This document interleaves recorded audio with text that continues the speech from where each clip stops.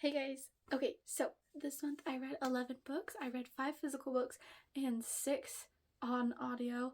Um, let's just get into it, I guess. So, I started off the month with this gigantic monster of a book. Crescent City 3, House of Flame and Shadow by Sarah J. Maas. And it was good. I auto rated it 5 stars.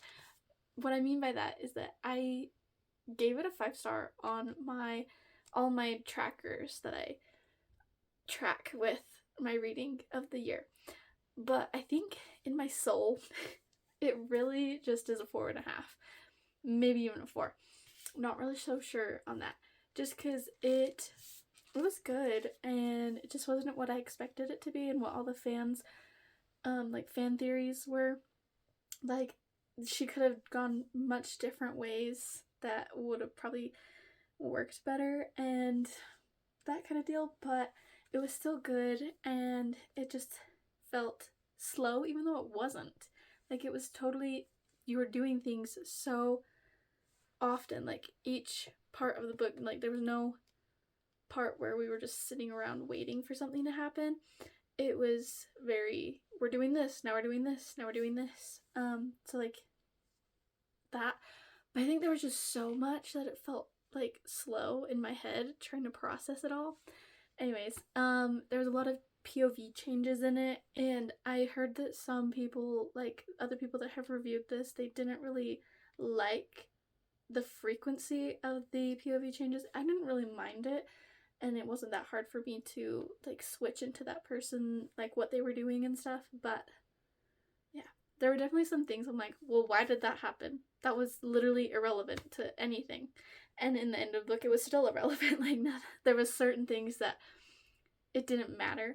But I think her contract got changed to, it's going to be a 4-book series now. So I think she left some things kind of just hanging or that didn't get resolved or anything that might come up in the next one. Not sure, really. But yeah. And then I read The Love Match by Priyanka Taslim. I think that's how you say her name. I gave this one 3.5 stars. I listened to it on audio. It gave me vibes of the Netflix series Never Have I Ever. Her parents are from Bangladesh. They moved to America, and she is working in a Pakistani restaurant that some of these friends that are her age, their dad owns it, and so she works there. And it's just kind of about her life. It's very much you just follow her and her experience as her mom tries to kind of arrange, not like a marriage because she's still in high school, but like something that will lead to a marriage. And so her mom gets it with talking with one of the other moms, and they start setting up her and the other mom's son on dates, and just like ways that their family can interact more. And they do not like each other off the bat, right off the bat. But they come up with this plan that if their parents see how much they absolutely do not like each other, that the parents will call off the arrangement. And so they are texting, coming up with these plans. They start to become friends. And then this other guy enters the chat, and he starts working at the restaurant that the main girl works at, and she starts to get to know him, and she starts kind of liking him, and so it's like it's a love triangle. And it was good. It kind of felt more younger and like high schooly, but that's because like it is, like that's what it's meant for. It's supposed to be YA, and so it definitely gave those vibes.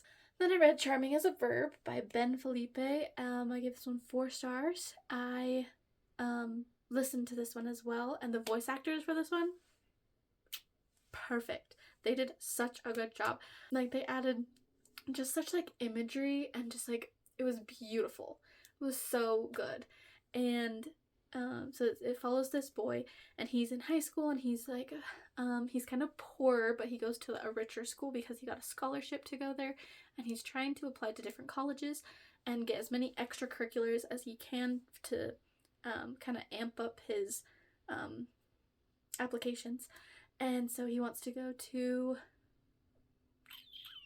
don't even remember what school he wants to go to, but he wants to go to this school because he grew up with his dad wanting him to go there and like saying that it was the best school. But he's really actually into art, and the school is not a school for like art and design and stuff. And so he just thinks, oh, like it's just gonna be a hobby that I have, and then I will go to school for whatever my dad wants me to go for, and it'll be fine. And so it's just kind of, you follow him and his kind of deal with that. Anyway, and there's a girl, and they, start becoming closer, and she's kind of like the weird girl, but she's actually so good. Like, I love her. Good vibes from her because she's just great.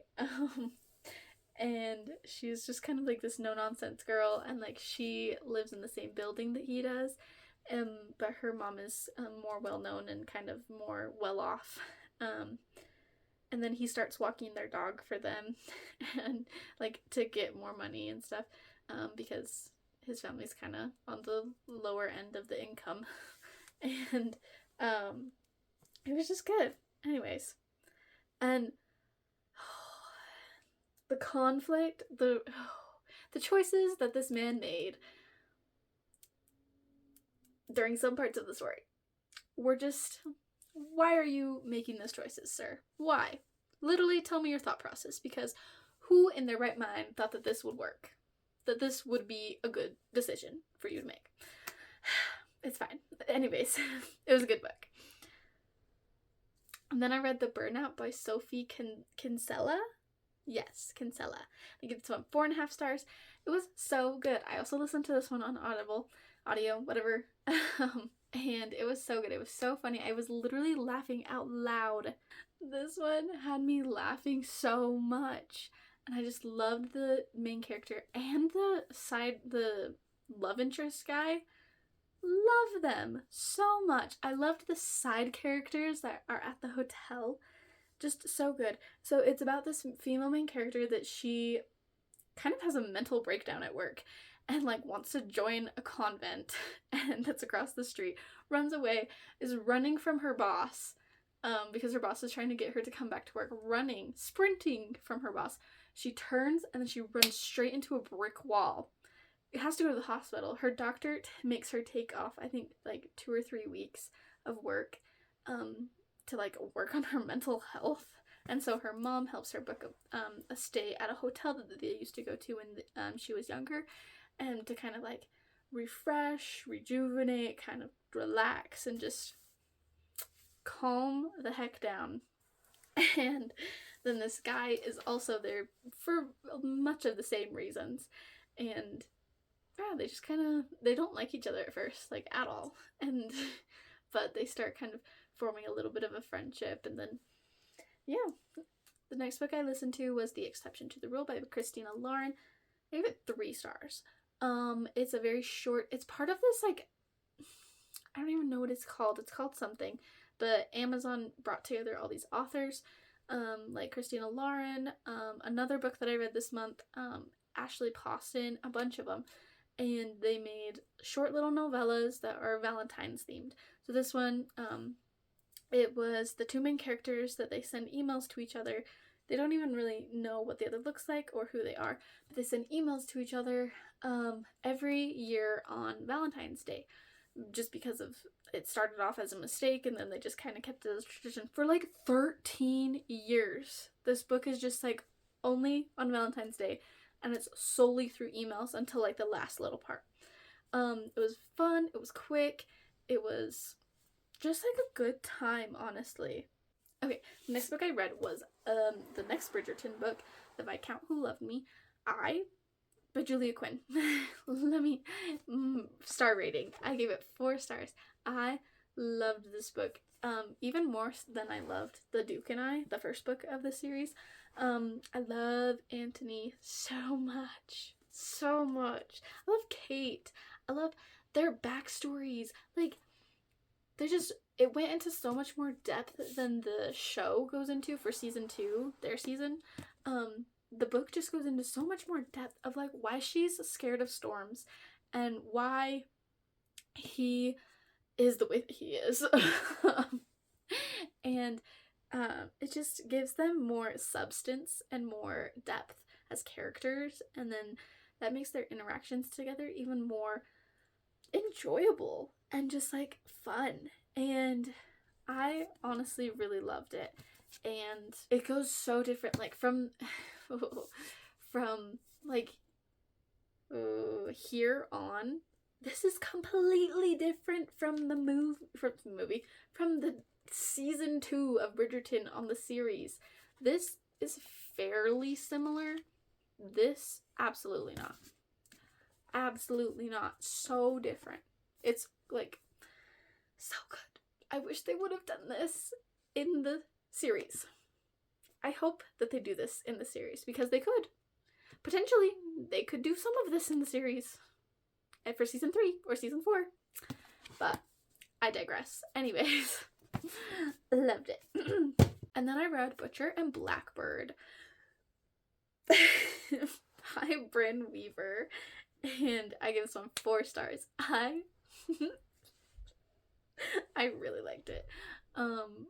Definitely, it's dark. It's a dark romance. It's about serial killers who kill other serial killers, and then they fall in love. Oh, you might hear my brother. So, check your trigger warnings before you read this book. And if you're not into dark romance and like, there's a whole list of things that happen at the beginning of the book that the author will tell you, like, these things happen in the book. Check that list. And if those things are not your cup of tea, don't read it. Because you won't like it. But I was like, you know what, like, I'm really into like Criminal Minds, and I actually am very interested by learning about serial killers and like cults and stuff. So I was like, you know what, I think I'll be fine. I was great. This was such a fun story. It was like just different from any other romance or anything, and it was done so well. And I don't know, like their chemistry between each other, it was really good. And they actually spend like the first 3/4 of the book kind of like building just a basic relationship with each other before they act on any of their romantic feelings to each other. So I loved that. It was just so good. Somebody comment and we can talk about the whole book and everything, but I'll leave you guys just with that taste. Then I read Bride by Ellie Hazelwood. 4.5 stars. I loved it. It's a werewolf and vampire. She's the vampire. Obviously, he's the werewolf. Aubrey, they have eyeballs. They can see. Her name's Misery, and his name's Lo. I absolutely love Lo. He's so... I love him. There's humans, werewolves, and vampires. They all know about each other. And so the vampire... Everybody has a collateral that they send to live with the other people. So she was the collateral that they sent to the humans when she was younger, and then when she grew up, she didn't really feel accepted back into the vampire society. And so she ended up living in secret among the humans with her best friend that she grew up with. They are like basically sisters. And then her sister goes missing, sister goes missing, and her dad needs somebody to be a bride to the werewolves so that an alliance can be formed between the two. And so she agrees to that because of things that you find out. And so there's like this mystery of her trying to like find information on her friend, but also there's the romance between the two, and it's so good. And I don't even like know what else I can tell you guys without spoiling things, but it's really good. Like, I love Ellie Hazelwood's writing, and I really hope there's a book 2, because the end, there needs to be a book 2. Anyways, and then I read Sea of Monsters. I actually still have my library book, so I can show you guys. So I read Sea of Monsters, the second book in the Percy Jackson and the Olympians series, by Rick Riordan. I gave this one 4 stars. I liked it better than the first book. I just liked it. I like Rick's writing, and even though they feel very, like they're meant for 12-year-olds around that age, and even though they're meant to be read by that, it's like very written to be entertaining to a 12-year-old. They're still fun. They're still entertaining. I still had a great time reading this. I honestly read it really quick. I only read it while I was at school during my breaks and stuff, like after lunch, and I got through it in like a week. So it was a very quick read. It was fun. It was great. I can't wait to start the third one. And then I read The Alchemist by Paulo Coelho, I think is how you say his last name. This was actually translated into English, so it took me, so the way that it's written, it was kind of harder for me to read and get through, even though it's like short. I gave this one 3 stars. And let me explain, because I know some people are like diehards, love this book, like, yeah. But I liked it. I think there's some great lines in here, some great passages that can be very like inspirational and like hopeful and just make you feel better about life in general when life is hard. But also the end, I'm confused. I don't understand. I think I need to read the end again because my brain is not comprehending what the ending was. And it just kind of felt like, oh, that's the end. What? Like it felt very unsatisfying. And so I guess for that reason I'm giving it 3 stars. But there was some great lines in here and some great just like quotes and stuff, and I did really like it. It was just the end confused me and I don't know how to feel about it. Anyways, the last book I read was Royal Valentine by Soraya Wilson. I gave it 3 stars. Yeah. It was cute, it was fun, it was set in Rome, and it's about this girl who she's a princess to this very small country, and she gets followed by paparazzi everywhere. And so she trades places with her assistant Anne, and she just wants a normal 2 days to feel just like a normal person while she's in Rome. And then Anne and the bodyguards and stuff, they fly home, so all the paparazzi and like the people think that she has left the country, but she's actually still there. And she gets to kind of see it how a normal person would get to visit and tour and stuff. And then she meets this man and they start to fall in love because it's another Valentine one. This is one of those ones from the collection that Amazon kind of put together, and it was just a novella. It was really short. I think it was like only an hour and 50 minutes, but it was really cute and good, and yeah, very fun little Valentine's novella. But yeah. Oh, also the conflict that happened, like, you know, like conflict and then resolution. What is this? The conflict that happened, I feel like it didn't seem bad. Like, it wasn't that bad. And so I felt like they were kind of overreacting of what the conflict was. And I was like, okay, that literally doesn't matter. You're fine. And so I was confused about that for a little bit. But anyways, yeah, it was cute. Loved it.